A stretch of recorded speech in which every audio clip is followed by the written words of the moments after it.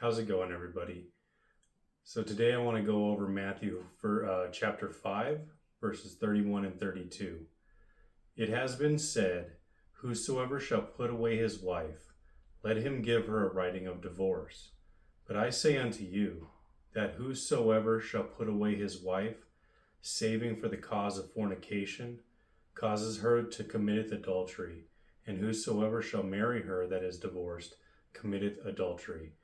So I wanted to go over these verses really quickly because I want everybody to pay attention to how important it is to really stay committed in a marriage, and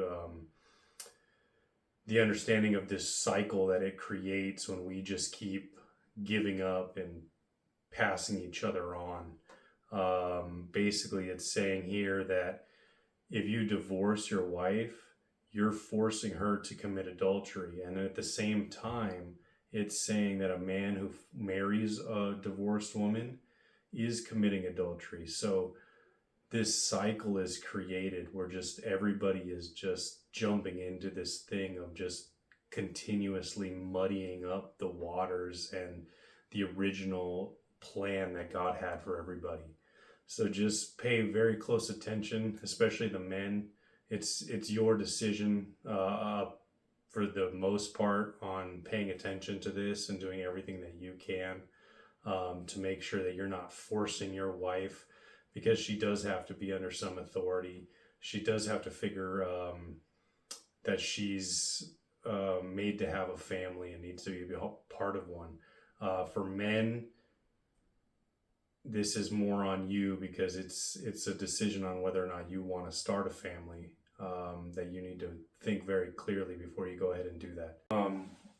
One of the greatest examples that we have of this adultery situation that's alluded to in Matthew 5 is going to be with Samson.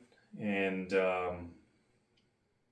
we have all of these Old Testament stories to go ahead and give us examples of how we should and shouldn't behave, and some of the things that some of the early forefathers of the Hebrew faith that led into what the Lord Jesus Christ has actually begun to taught all of us and what we carry on as Christianity. They had a lot of things that they were figuring out and learning and exploring and having to get knocked up against the edges of things in order to find their way.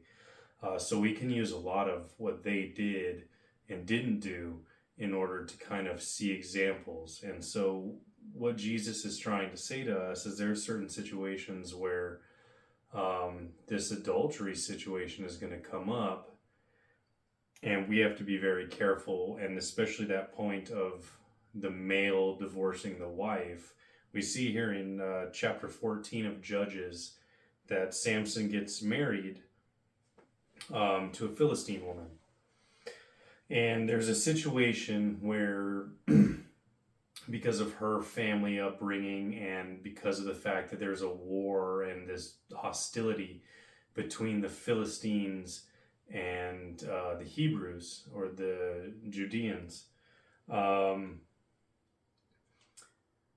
that there's actually, she has some mannerisms and some interactions with him that causes him to be enraged and to be upset. So he gets mad at her, he storms off, and because of that situation, the father of Samson believes that he doesn't want this wife anymore. So he ends up giving the wife away. It says here in Judges chapter 14,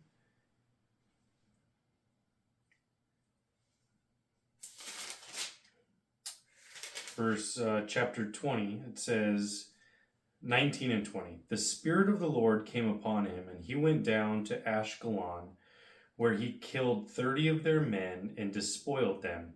He gave their garments to those who answered the riddle. Then he went off to his own family in anger. And Samson's wife was married to the one who had been his best man at his wedding. So Because of Samson's anger and because of his actions, everyone around him thought he was displeased with his wife. But when he actually comes down to it, he was upset that his wife was given away, especially to someone that was close to him.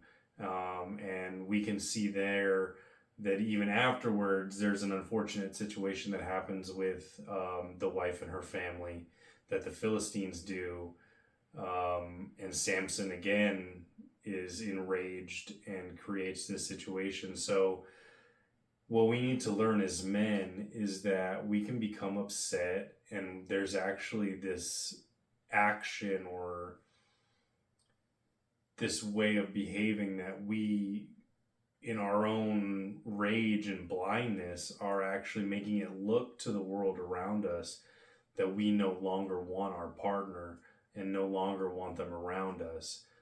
So I believe that Jesus is giving a little bit of leniency when he's saying to make sure that you give a divorce letter, because then there's concrete evidence that you are putting away your wife, even though he says the only opportunity for that and the only way you should even be contemplating it is for this fornication thing. So with the story of Samson and his wife and what happened with that, we don't want to keep repeating that cycle of where we're upset, we put away our wife, she gets passed on to somebody else, and then we're starting this battle of just anger and this continuous life of just living in rage and lacking. So once you have made that commitment, stick to it.